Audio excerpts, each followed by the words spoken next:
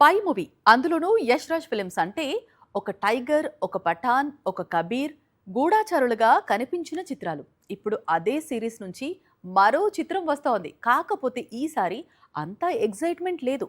ఎందుకంటే ధురంధర్ చూసిన కళ్ళతో ఇప్పుడిప్పుడే ఆడియన్స్ మరో స్పై మూవీ అంటే పెద్దగా ఆసక్తి చూపించటం లేదు.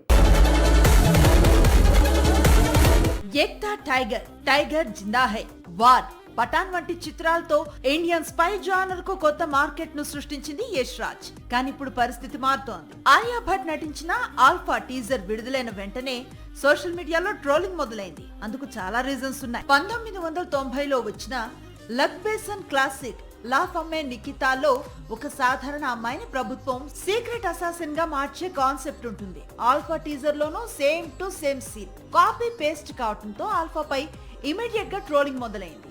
ఆల్ఫాలో విలన్ ఎవరు అనేది క్లారిటీ లేకపోయినా బాక్సాఫీస్ దగ్గర మాత్రం ఈ మూవీకి దురంధర్ విలన్ గా మారాడు. Realistic missions, raw action, grey shaded heroism, high intensity screenplay, national security backdrop, emotional connect కారణంగా ఇప్పుడు ప్రతి కొత్త స్పై సినిమాను ప్రేక్షకులు దురంధర్ తో పోలుస్తున్నారు.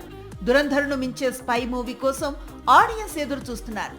జూలై 3న రిలీజ్ అవుతున్న ఆల్ఫా దురంధర్ మానియాను ఎలా తట్టుకొని బాక్స్ ఆఫీస్ దగ్గర నిలబడుతుందో చూడాల్సి ఉంది. సాక్షి టీవీ ప్రసారాలను నిలిపివేయటం చట్టరీత్యా నేరం.